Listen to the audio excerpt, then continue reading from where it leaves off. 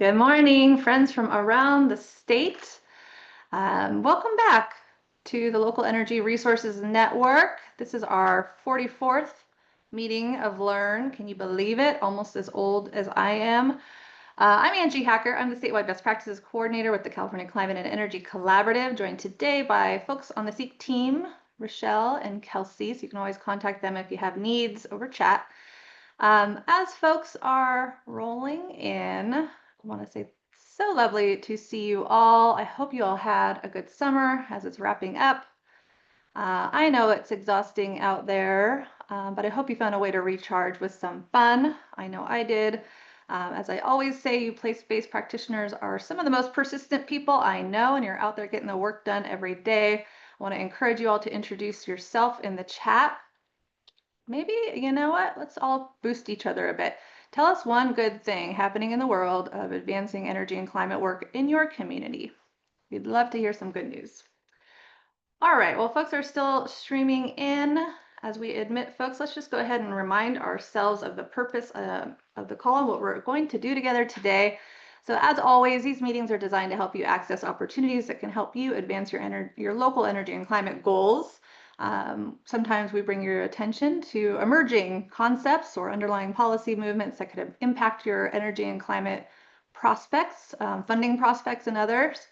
Today we have a really great topic, one that I think you may be hearing about, but don't know a lot about if you're like me. So we have a knowledgeable panel that's going to introduce a concept called the Community Benefits Agreement. And so we're starting to see these beginning to pop up here around the state. We'll talk about the implications, what kind of a mechanism it is, how it works. So we have a great panel today to help us do that. But first, I'm going to do what we normally do, run through timely opportunities. We also have the PUC here to talk about one opportunity around zonal decarbonization. So that's the plan for today. Thank you so much for being here. So this is our usual ugly cheat sheet. It's hyperlinked. You're going to see some links go into the chat as well. This is where we talk about opportunities that are present and timely, and we want you to add to them. So we try to keep good track of the kinds of opportunities that could help you in your work. But if you know something that we haven't posted here, please share it. We will add it to our list, and it just helps us all. We're looking under all rocks to see how we can continue to do this work. And so one of the things we sometimes do is highlight some movement in the policy world. Sometimes we highlight that on the left. I think most of you know that we're sort of rounding out the legislative season and waiting to see what's happening with effects to various climate investments.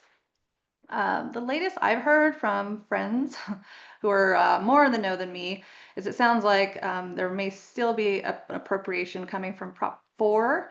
Last time I heard it was around 2.5, 2.7 billion, but the allocations are supposed to be done by around September 12th, so we're going to hear more soon. Some of us have a real keen interest in the statute that said up to 10% would go to technical assistance, and hoping that some of you are able to access some of that because you're well suited to do technical assistance within regions. The cap and trade reauthorization sort of on the similar timeline, but I'm hearing that it's uncertain whether or not it will happen by this legislative session. There's some disagreement maybe still within the Assembly and Senate. In terms of the exemptions or the mechanism itself, it looks like we might be looking at more of a carbon tax model. So all just speculation at this point. We won't know until we start seeing more information. There is interest I've seen from the Assembly in ensuring more accountability for auction revenue funded GGRF dollars, which might look like a more sectoral approach to investment and review of emission reduction performance. So the draft that I saw would put 10% of revenues towards clean energy programs, including the equitable building decarbonization. Super rough, not sure where it's going to land. If you have more intel or understand opportunities to be more involved, drop that in the chat. Help us all out. There are also some conversations around shifting GGRF dollars that may be in support of some PUC normally ratepayer funded programs, so more to come on that as well. And I would say we're still in the mode of legislation looking closely at energy efficiency programs. And so more to come on that as well. It's a busy time. Last time we met, also, we had some really great speakers talk to us about the implications of the federal tax credits on clean energy projects. So Shortly after that meeting, the Treasury did issue guidance on how they define beginning of construction.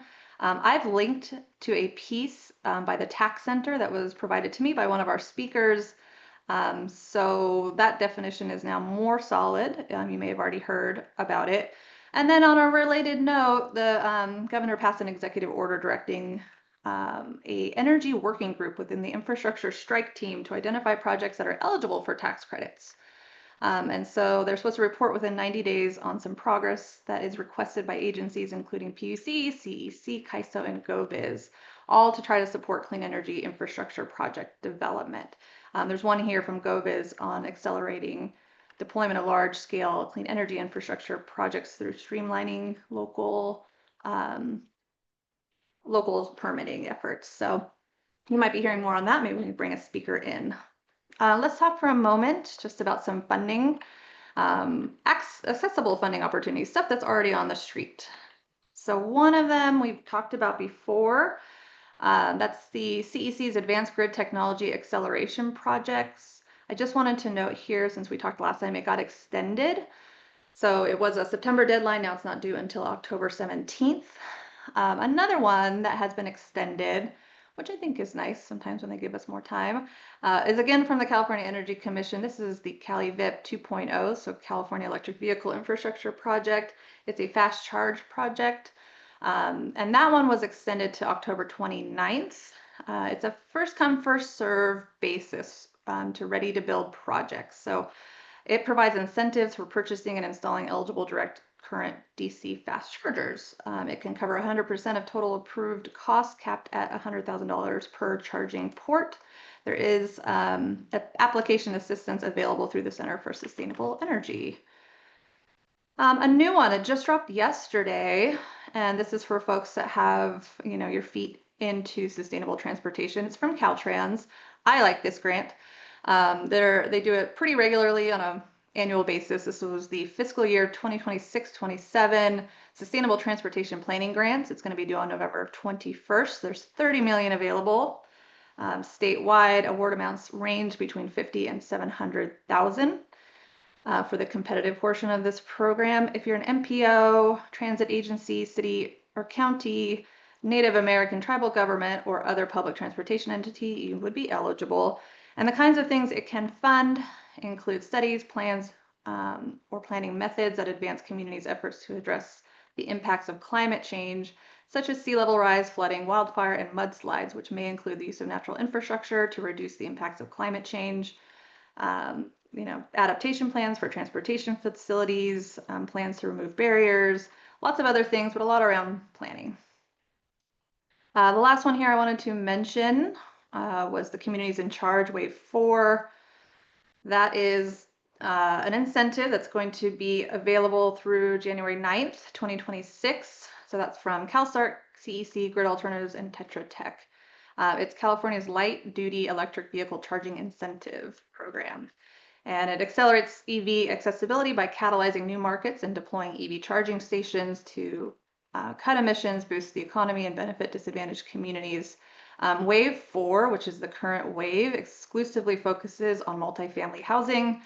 And so know that, and you have until January 9th. There is $56.5 million total for that funding wave. Okay, so I see lots of people still continuing to join us. Please do add more items to the chat if you know of them. We do have the PUC who's going to speak next on a spotlight on the zonal decarbonization pilot you see highlighted in blue, so I don't have to. My last note here is please join us on October 16th for our next state and local energy and climate coordination call, where we are going to be talking about our work plan for the next year and what we are doing with all the information we've collected for the last 2.5 years of statewide and regional meetings. We are compiling that information and we're pretty excited to start sharing it with you and get some feedback. Okay, with that, I think I'm going to head over to our conversation with Chris Moore and Eileen from the PUC. They have asked to tell you a little bit more about a zonal decarbonization program, which is an opportunity for you to request to be involved. To you, Chris. All right, thank you very much, Angie. Chris Moore with External Affairs at the CPUC. think I've seen many of you here before and in person at various seeks. I'm joined by Eileen, who's our subject matter expert, who will keep me honest as I review this. But the journal opportunity is, I think, most of what we've seen a high level of interest among local governments around this, which is partly why we're here. The general concept is that as we potentially prune the gas system, you're actually saving money in that you don't have to go and retrofit that infrastructure, that distribution infrastructure to people's homes. And by saving that money, you actually open up some room for electrification. But that only happens if you have widespread adoption to the extent that you can actually prune those parts of the system. So SB 1221 allows us to set up some pilots around this, and we're currently asking for consideration. We're currently asking for expressions of interest from communities who are interested. Now, this is not a commitment from the community to sign this up. It doesn't create any obligation on the part of the utilities. What it does, you get your name in the hat, which will mean that when we are taking a look at these and looking at the first round of priority communities for January, this is something that we can consider. So the form is pretty simple. There's a link to it right here. You're basically going to say what organization you're from, give your contact information, and identify the area or areas in your community that you would be interested in having considered for this. I'll drop the link right here. If you've got some more technical questions, we also have Eileen here, who is the subject matter expert for the program. Thank you, Chris. All right, folks, you see some links in the chat. I also see Jody making a good comment here about, do we have to call it zonal decarbonization? She's a fan of more accessible language, so I think that's a good point. Is there anybody who wants to raise their hand and ask a quick question? You're also welcome to drop it in the chat. Chris is going to hang around with us for a moment. Angie, this is Jody. I just think it's worth noting Contra Costa County is a party to this proceeding, and the local government Sustainable Energy Coalition is also participating here, as well as some of the regional energy networks. So there are some, of the trade groups for local governments, but there are over 500 cities and counties in California, and I think most of them are not aware of this opportunity. So just, something to think about moving forward. Yeah, thanks, Jody. We're trying to spread the word. You'll probably see it in our weekly, but anybody else who wants to spread this word too, please feel free. All right. Well, thanks, folks at PUC, for raising our attention on this. Let's go into our next slide. And this is the meat of the conversation today. We have a really good showing today. I think it's because we have some really great speakers. We're joined today by a fantastic panel. It's going to help us try to get a basic understanding of the emerging concept of a community benefits agreement, which I'm hearing about more and more and know very little about, but I know enough to know that there are some opportunities and some implications here for local and place-based folks like you, and a relationship to funding local priorities and just a conversation around how we garner support for local energy and climate initiatives. So I think we're all gonna get a good primer today. I think it will be really helpful for you all as you start hearing this more and more in your communities, and we'll have ample time to ask questions of our panelists. So I'm going to go ahead and introduce our panelists, and we'll go over some questions one by one, and then there's time for conversation. You are always welcome to begin adding questions in the chat as you think of them. So first, I'm just really pleased to introduce Kate Gordon, the infamous Kate Gordon. She's the CEO of California Forward. You all probably already know her, but she is a longtime leader in energy and climate matters, including former roles as senior advisor to the U.S. Energy Secretary Jennifer Granholm, director of the governor's OPR, now LCI, and the senior climate policy advisor to Governor Gavin Newsom, among a lot of other roles. I also searched around for some experts around the state, and folks kept pointing me to our other panelists. So Christy Gross, Director of Clean Connection Strategies, Keith Bergold, CEO of Regenerate California Innovation, and Darcy Wheels, Principal of Arc Spring Consulting. So join me in welcoming these guys to give us some time and some information on this interesting emerging concept. And I'm going to start Kate, with you. You were fantastic enough to join us for the SEEK Forum this year on our opening plenary, and you sparked a lot of interest in the community benefits agreements. So I figure we start with you. Tell us a little bit about what they are and why do you think they're a promising tool for garnering local support for clean energy projects? Sure, and thanks so much, Angie and everybody. And this is a great panel of folks that I have been lucky enough to work with a fair amount. So you're in for a treat. I'll do a little bit of scene setting and talk a little bit about where we started to really see them move toward these in the energy space. Community benefits agreements are actually not new at all. These are a tool that has existed for quite a long time in the real estate context. The Staples Center in LA was an early example of basically a formal agreement between a set of folks in the community and a developer to ensure that the development, the private investment going into a place benefits that place. So community benefit agreement tends to be a term of art referring to those negotiated enforceable agreements when they're between the community and the developer. You see very similar approaches in the labor movement through project labor agreements between labor and developers. You'll see these in the tribal context, often called good neighbor agreements. Also, when you see them in like mining projects, they're usually called good neighbor agreements. And in Canada, they're called impact and benefit agreements. So they are called different things in different places, depending on the place and the culture and the terminology and the parties. But in general, what we're talking about are negotiated enforceable agreements between communities and in a place and development going into that place. These really became part of the energy conversation in the US. I mean, I would really say in the Biden administration, and I'll talk a little bit about the role that I was lucky enough to get to play on that. But I did want to say that they're not new in the energy space in other countries. So in Canada, for instance, there's a long history of First Nations negotiating for specific benefits from energy projects, including equity in those projects in some cases. So, and in Australia, there's a lot of a background in mining projects and critical mineral mining. So they're not completely new to energy, but in the US, they're pretty new to the energy space. When I was in the Biden administration, I had actually been in the kind of community and economic development space for quite a long time. That's my background is really in economic development and its intersection with energy and climate. So I'd come across community benefits agreements a fair amount in that work. When I went into the Biden administration to work for Jennifer Granholm, she actually asked me to come in as her senior advisor on place-based initiatives.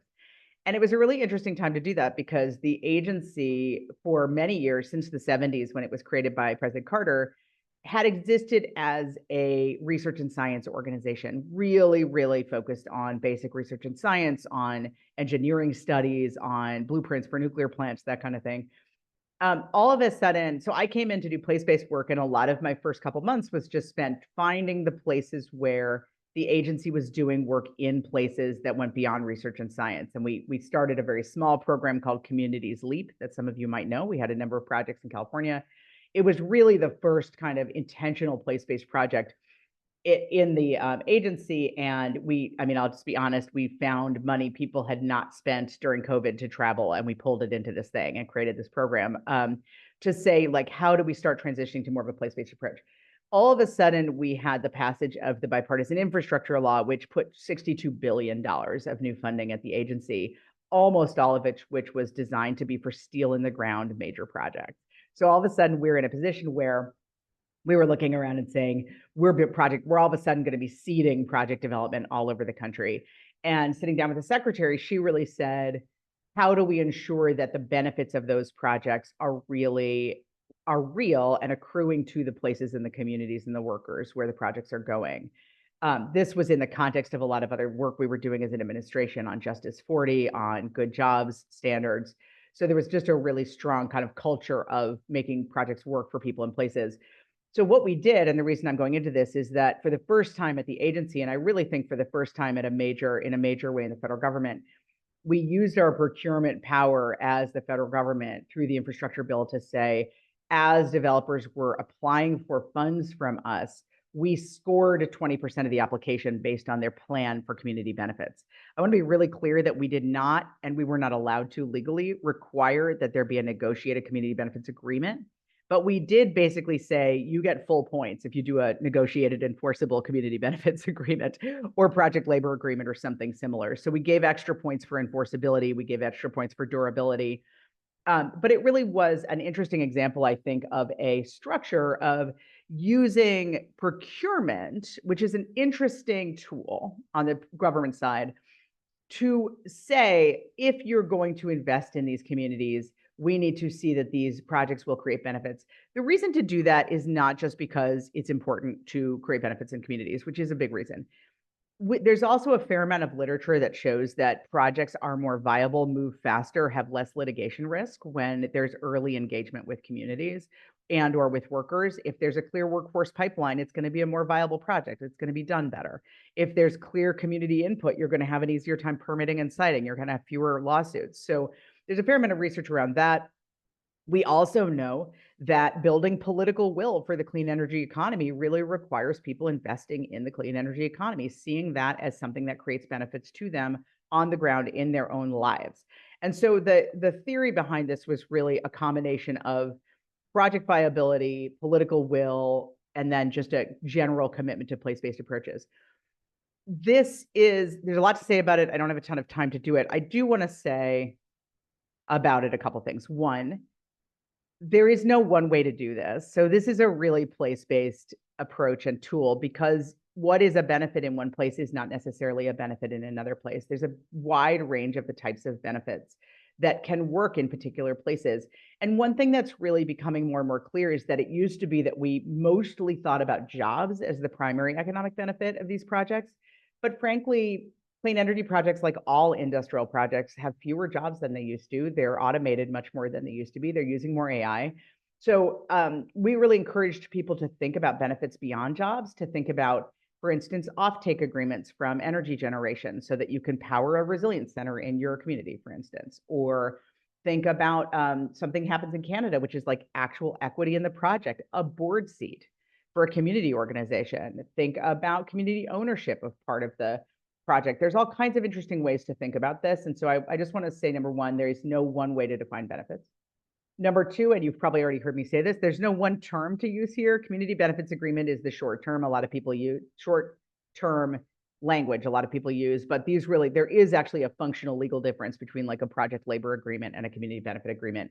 If you're working with a labor union, they are subject to all kinds of regulations that communities are not. And so and tribes are sovereign nations. So it's a very different type of agreement.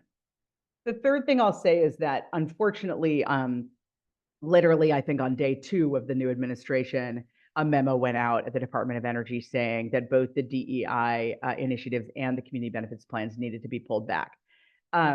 That was incredibly unfortunate. I think it was partly the victim of us incorporating DEI and Justice 40 into the community benefits plan structure, and just partly the culture of this administration on just sort of government process.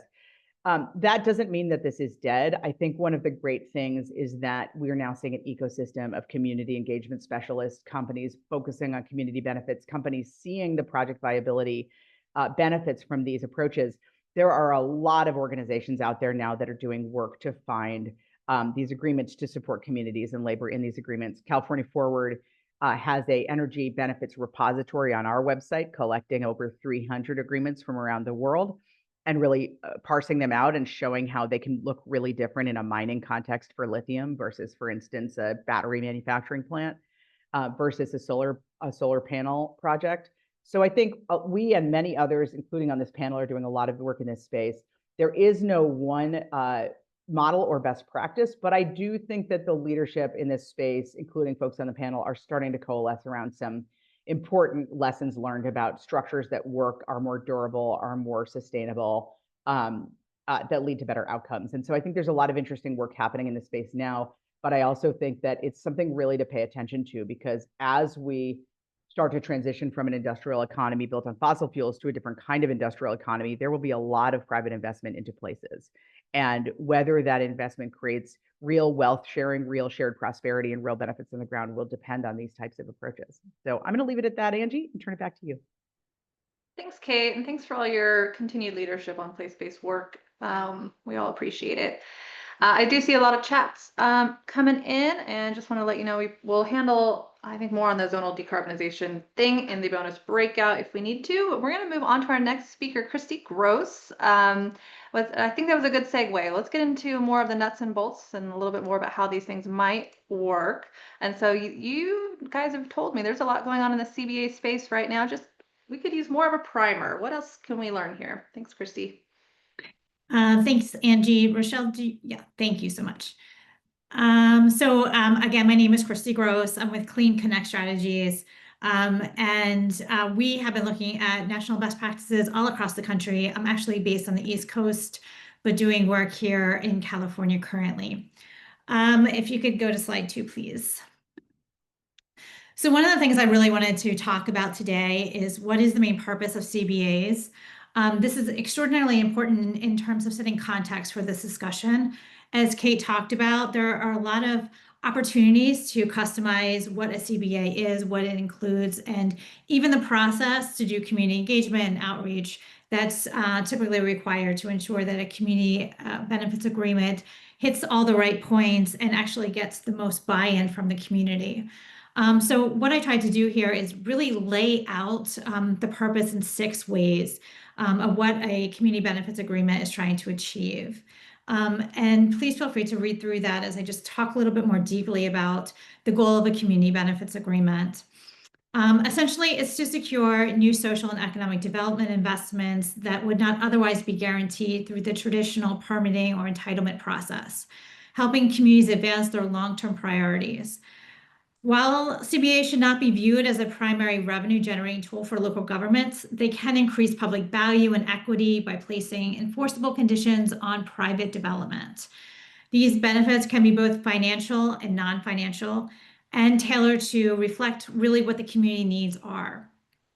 To give you some examples of what financial benefits could include, they're direct payments into community investment funds for affordable housing trusts. They can be local business grants to support small business growth.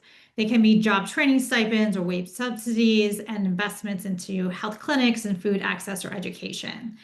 From a non-financial benefits perspective, they can include local hiring requirements or workforce development partnerships, commitments to environmental mitigation like tree planting or dust suppression, access to community-owned solar or clean energy infrastructure, use of community space for events and public services, and of course, transportation improvements.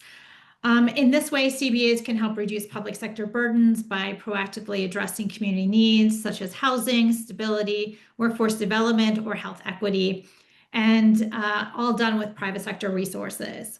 These agreements ultimately are meant to empower communities to shape how development occurs and who benefits. Next slide, please. So what I wanted to do here was really to illustrate what the win-win is for CBAs within this context. And as Kate pointed out, this is not new within the energy space, but the way we think about how community benefits are a tool, both a political tool and a tool for revenue distribution is kind of encapsulated in this one graphic. Done well, CBAs can be a powerful tool for achieving more equitable outcomes in energy development and decision-making. Each of the 3 stakeholders can gain from a successful CBA. So if you think of this as a 3-legged stool where you have a developer, a community, and local government, each plays a role in building the trust, ensuring the benefits match the needs of the community, and encouraging local investment.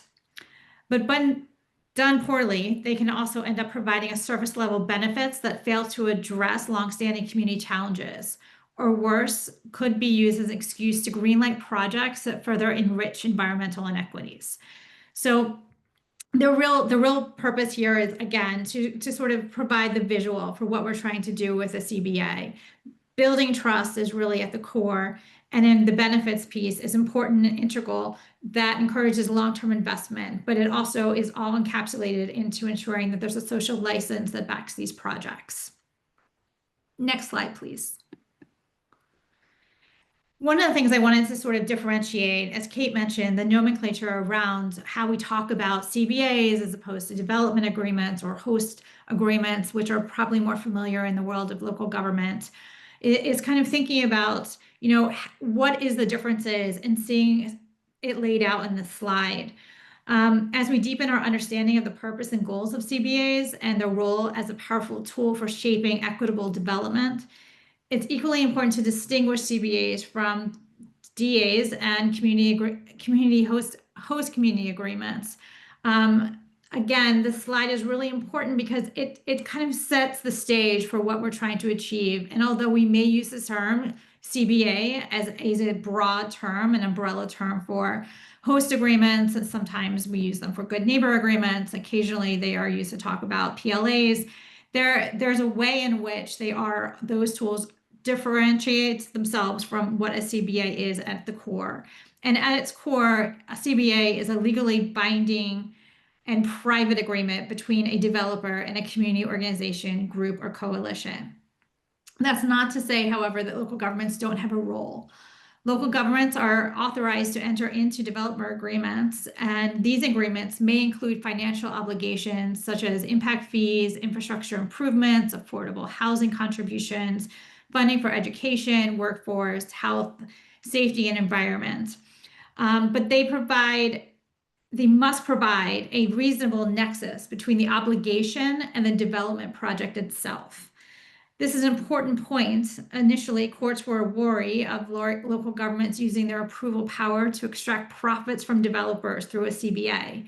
And over time, the courts established legal safeguards, notably the nexus and rough proportionality test, requiring that any benefit or exaction demanded by a government must be directly related and proportionate to the impact of the proposed development. Within these limits, governments are permitted to require developer contributions to offset local impacts. So when you think about what you can ask from a developer and how benefits are discussed and ultimately determined and negotiated with developers, those nexus and rough proportionality elements must be really considered from a perspective of local government. But this is how it differs in terms of a CBA that's negotiated between a developer and a community group. Unlike DAs, CBAs do not require a direct nexus to the project, allowing them to reflect broader community priorities, including local jobs, clean energy access, environmental mitigation, public health investments, and more. CBAs give communities a direct seat at the negotiating table, ensuring that those most impacted by development are also shaping its benefits. Next slide, please. How CBAs and DAs complement each other. So there's 3 real points to this slide that I wanted to make sure that were addressed. While local governments are often the formal decision makers in land use and permitting processes, many community priorities, especially those related to equity, environmental justice, and long-term well-being, are not always addressed through traditional government negotiations. This is where a CBA becomes an essential tool, allowing community members to negotiate directly with developers to ensure their voices and needs are prioritized. That said, the role of local government officials can still be crucial. In some cases, CBAs can be folded into DAs or other official planning instruments. This integration can strengthen the enforceability of community benefits as it positions local governments as the legal enforcers of CBA commitments. It also provides an incentive for developers who may be seeking zoning approvals, subsidies, or other entitlements controlled by local jurisdictions. This approach can be especially compelling for community coalitions, since local governments often have greater legal leverage than informal coalitions. Governments can ensure long-term oversight and compliance, and municipalities may benefit from energy projects that generate tax revenue or infrastructure investment. However, it's important to recognize that not all communities trust local governments to uphold their interest, particularly in areas where histories or exclusion, environmental injustice, or broken promises. In such cases, communities may prefer to keep CBAs separate from DAs, maintaining full control over the negotiation and enforcement of those agreements. And this is what Kate is talking about, that standardization oftentimes is not something that's part of this process. CBAs can look very different and have very different enforcement components and mechanisms for monitoring and different metrics for maintaining and tracking performance. Ultimately, the best structure depends on local dynamics, but the shared goal should always be clear, ensuring that community priorities are heard, honored, and enforced, whether inside or outside formal government processes. Next slide, please. So the role for local governmental and CBA is, just to hit the high points again, there's essentially 5 roles that local governments can play with regard to CBAs in connection or in partnership with communities. Project development processes that do not include meaningful community engagement or that fail to mitigate project harms or provide social, economic, or environmental benefits to host communities can lead to community hostility, project delays, exacerbation of inequalities, and even outright rejection. One of the things or the elements of a CBA is not, again, just about revenue generation opportunities, but also really about this being a political tool. This is a tool that can be used to create greater buy-in. It can provide or secure political capital from local decision makers who may be faced with a room full of opponents for various projects. A CBA ultimately can provide that insurance policy local decision makers need, and I'll talk more about that in the next slide. But before I do, I wanted to mention that community benefit ordinances is something that many of us on the panel have discussed and have talked to various local governments about. California AB 205, as some of you are probably familiar with, has an important consideration, but it should not be a one-size-fits-all policy. It needs to determine when to trigger, what benefits it should include, and how and when community is engaged, who holds accountability, oversight, and enforcement powers, and what metrics are used for monitoring, meaning that the current law is imperfect. However, if you look at Detroit, Michigan, they originally proposed a CBO, a Community Benefits Ordinance, in 2016, and it was amended in 2021 as the market changed. It designates a neighborhood advisory council, so with members from the community, to oversee the CBA on behalf of the local government. So this is one way in which you could set up a partnership with a community-based organization. And it has a separate enforcement committee that's also comprised of members of city government with multiple departments and a member of the Neighborhood Advisory Council. So the Detroit, Michigan model is a great example of a hybrid where there is a community-based organization and assistance from the government to ensure accountability, transparency, and enforcement. Next slide, please. And one last point I just wanted to make is that, again, because community benefits agreements ultimately are the insurance policy that every decision maker wants. As someone who has spent 25 years developing public policy for elected officials nationally and working on high-profile political campaigns, I can tell you that I'm asked often, is this a good project for me to say yes to? And it's not just within the renewable energy space, but it's across the board. And when you start to look at the research related to, what provides that level of protection or insurance policy for decision makers to preserve their political capital, it's important to think about how CBAs can be used in this context. One of the things that's interesting to learn is that the rise of local opposition is creating a lot of obstacle within the renewable energy space and making it more and more difficult for local elected officials and state officials, quite honestly, to say yes to projects. We're seeing at least 459 counties and municipalities across 44 states enacting severe restrictions like bans and moratoria and zoning limits that block or curtail renewable energy siting altogether. This marks a 16% increase in just year one, and we expect it to continue to increase over time in this current political environment.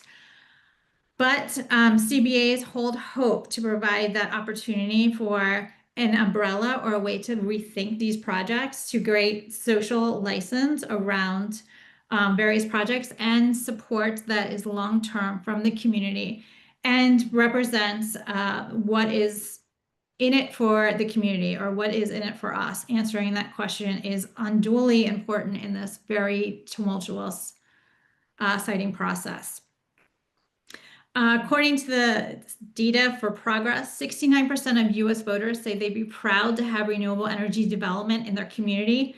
Again, this underscores how CBAs can reflect genuine local support. And I'm happy to answer questions in the chat as I pass it on to our next speaker.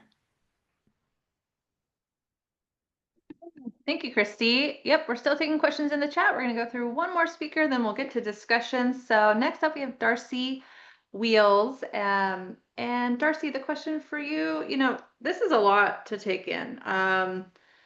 And I think people still need more nuts and bolts a little bit of just how it works. So like there are some examples out there. And I'm just wondering, could you share some examples of how it's already working and how they've been developed? Are there any early outcomes, best practices, or lessons learned? Sure, I can. And I do have one or two slides that I'd like to share. Because I think one of the things, as I think you've heard from Christy and Kate, is there's a lot going on here, and there's not one size fits all. And one thing I just want to remind everyone is, what are the benefits that we're talking about?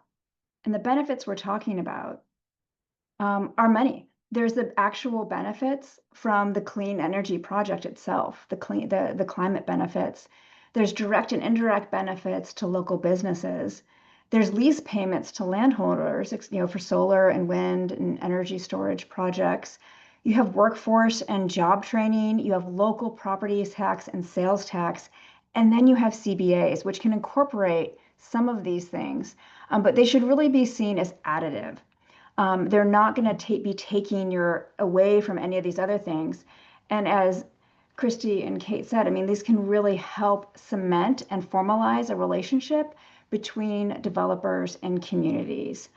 So I just wanted to, I'll come back to a slide in a second, but I just wanted to make sure that people saw the pie chart and knew that there's a lot of benefits out there, and CBAs is really we see it as an additive tool to this process. I did want to give a couple examples of CBAs in California.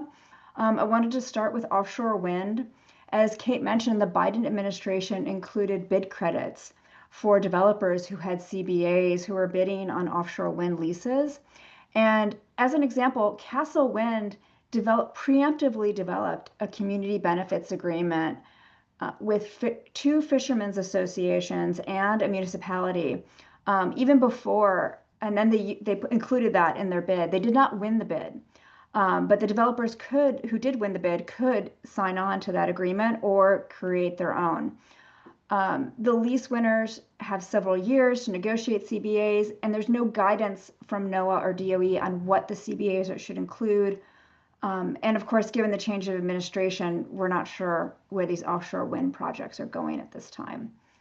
The second example I wanted to provide is the Darden project in western Fresno County. It's one of the largest solar and storage projects permitted in California so far. It was the first project to go through the California Energy Commission's AB 205 expedited permitting process, and it was approved this past June. A CBA is required under AB 205 legislation, but again, there's no guidance on how to implement the CBA from the legislature or from the Energy Commission. The Darden project entered into a variety of agreements with various community organizations, totaling about $5 million.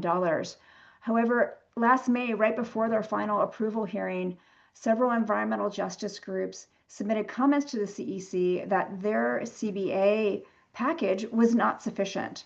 And so the developer had to scramble and sign several more agreements. And I just want to point out that, again, this is additive. The County of Fresno will receive an estimated $300 million in property and sales tax over the life of the project. However, as far as we know, those property tax expenditures and the community benefits agreements have not been coordinated in any fashion to date, I should say. The third example I want to give is of a CBA is at Aggie Square. and this is UC Davis, and I'm sorry, this is actually but it's in Sacramento. It's an expansion of the UC Davis campus. And I want to thank Kate for referring this example to me. And in 2021, this agreement was entered into between the developer, UC Davis, and the city of Sacramento. And it included a project labor agreement, local job training at community colleges, and a 20% goal of local hiring, affordable housing investments, and also transit and road improvements. And then there was a goal of raising $150 million for community priorities that would come through rent surcharges. And those funds would be distributed by a local community representatives. And so I feel like feels a little bit more like a development agreement to me than a CBA. The community benefits these rent surcharges. They have an aspirational goal. It is not guaranteed, but there is hopefully solid revenue here for community priorities. So as you see, there's every development project, everything will be very different. And so some of the lessons learned is there's no firm standards, but there's lots of opportunity for partnerships. And the content can vary widely, and there's overlap sometimes with project labor agreements and these training and infrastructure improvements. But the opportunity we see is that it's for partnerships with communities and with the local government and with developers, and really understanding and letting the community express what they're looking for. And then, as Christy said, to gain that social license. And again, through this process, you get community engagement, project feedback, and hopefully support, if not maybe just no opposition to the project as it's going through their entitlement process. And that can make it easier for everyone to be on the same page. The last thing I want to do as far as a best practice is I want to highlight an organization that I'm working for, and also Keith can speak to during the Q&A, and that's Rural Communities Rising in Western Fresno County. It's a new organization that was created. It's a 501c3 that's representing 36 communities in Western Fresno County, where over 2 gigawatts of clean energy is expected in the coming decades. And it was created to partner with developers and local government to bring the clean energy. They're excited about the clean energy, and they want to make sure that clean energy brings tangible benefits to their community. And this is again, I think this is a great template of a community and a local government partnership working together to bring economic development to their communities. And they've created what they call a PACT framework. And I'll share my screen again real quick. Because I'd like to talk a little bit about this PACT framework that really brings, let me see if I can get this there we go. It really brings the community vision, developer needs, and then project siting and the permitting and the environmental mitigation and best practices together. And then you identify any unique project features, and that leads to the pie chart, all of those benefits. And the idea is if you can use this framework and bring the 3 parties together, the communities, the developers, and the local government, then you can really achieve these, you can integrate all of these views and then achieve those benefits and hopefully get your project through the entitlements a lot faster. And the one thing I will also mention that RCR has been very interested in doing is letting this vital conditions of health and well-being really guide the way. So any funds that they would receive from a community benefit agreement, they want to invest in their communities using this wheel, the vital conditions of health and well-being, as a template. And there, as you can see, there's a lot of things that overlap with local government activities. And so coordinating a community benefits agreement activities and the local government activities, I think is really essential. And I'll pause there and we can go back to you, Angie. All right, thanks to our speakers. We've got a few minutes here for some Q&A. I saw some of it come through in the chat, and Kate was starting to address some of those. So there was a question about the repository of community benefit agreements and plans.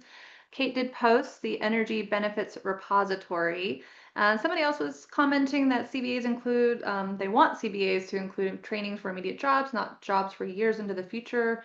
While an energy project gets developed, time matters. Kate liked that comment as well. Kate, is there anything you want to respond to on either of those things, or anything you heard? Actually, I'd be interested in what else you would like to raise here.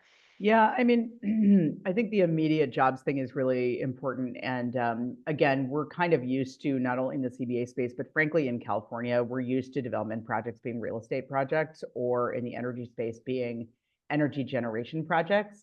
Those types of projects, the vast majority of the jobs are construction jobs. So yes, they're immediate, and there's a bunch of restrictions on them, right? Like there's existing pipelines, there's training needed. There's a bunch of stuff to say about construction jobs. They're not permanent jobs.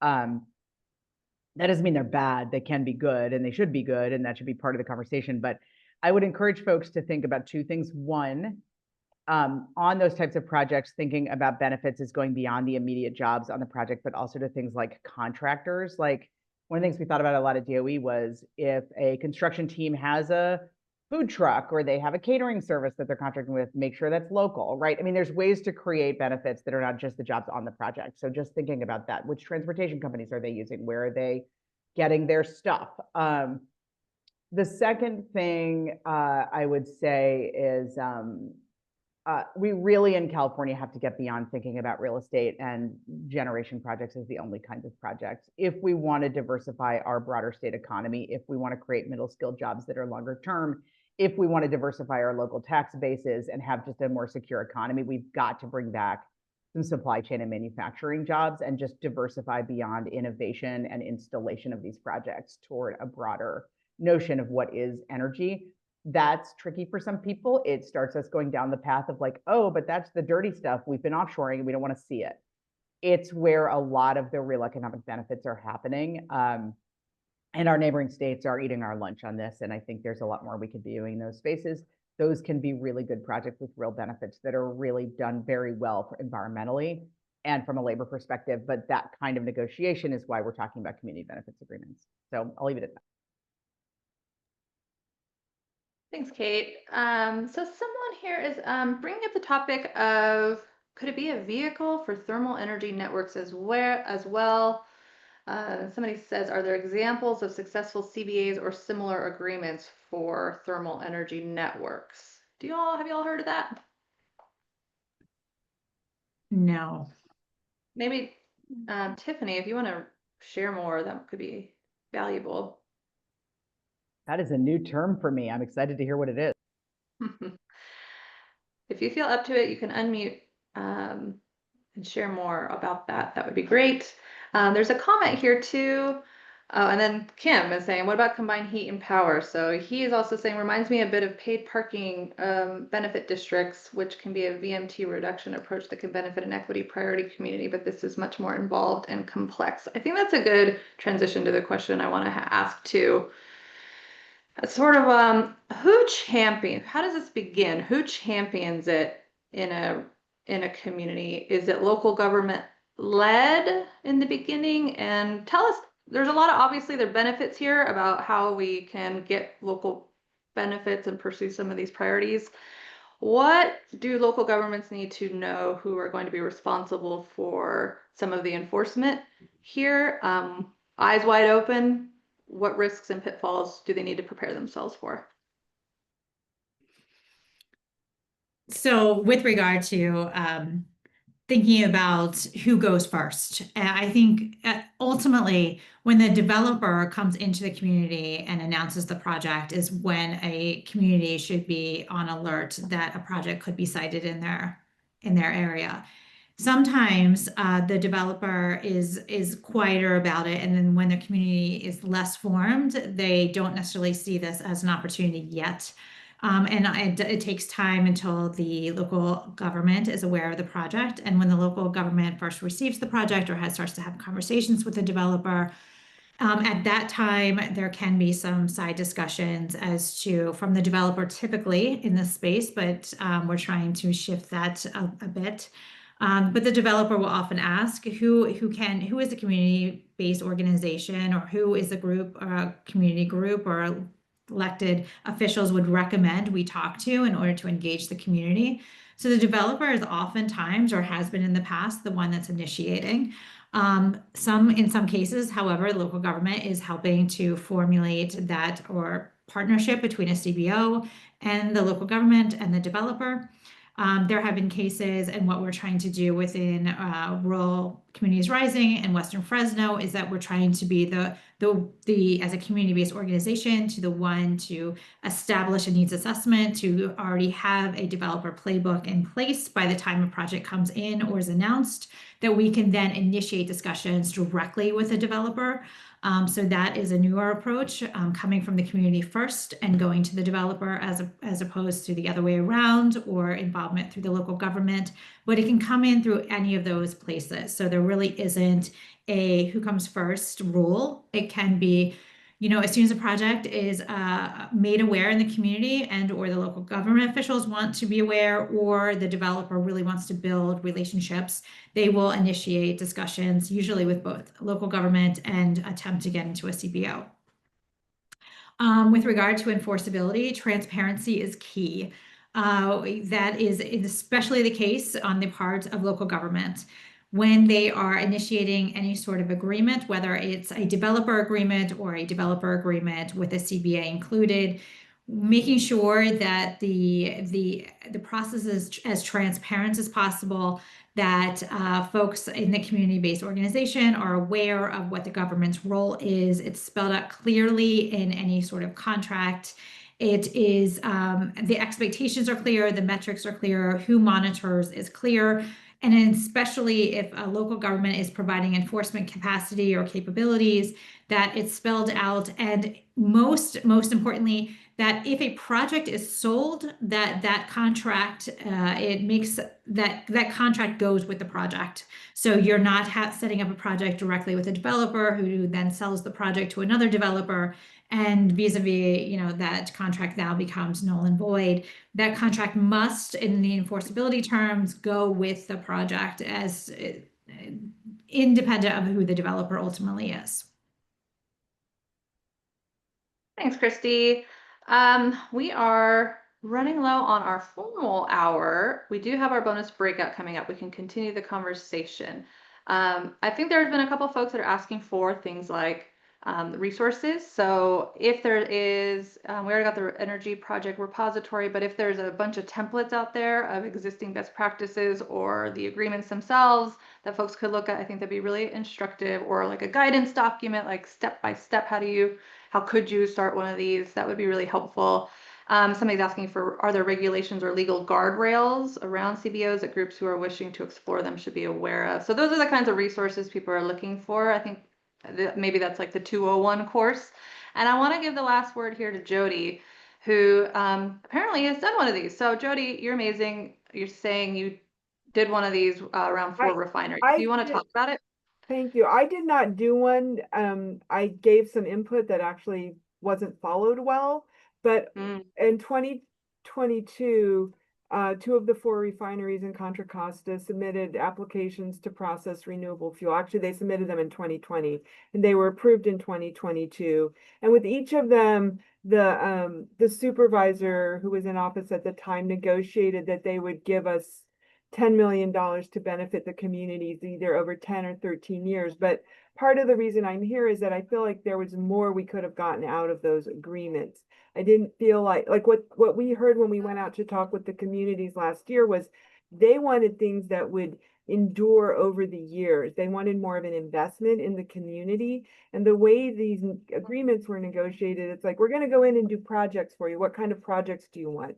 And 10 million sounds like a lot in the beginning, but when you're breaking it up over years, it's really not a lot, particularly if you want a capital improvement. So I am looking for like the magic thing, because we know there's a lot of transition coming and there's a lot of oil refining in our county, and we want to be ready for that. So I appreciate the opportunity to learn from the speakers, and I think this is a great topic that we should probably keep going with over time. Just really quickly on that, Jody, nice to see you. One of the things I think is really important about that example, which I was also somewhat involved in, is the refinery itself is the asset and it's the leverage the community has. And sometimes it's hard to think of it that way because you're like, oh, the refinery is terrible. But having that infrastructure and those pipes and those containment systems, you can't rebuild that stuff easily, right? So the fact that it was there in place was why it was valuable to the developers. So I agree with you. I think you could have gotten more because it wasn't easy to move. There is a better example in Contra Costa County, which is in the community of Crockett. When CNH Sugar, probably 15 or 20 years ago, they were doing something where they had to get a new permit. And so they entered into an agreement with the community. I don't know what the county's role was. It was long before I worked here.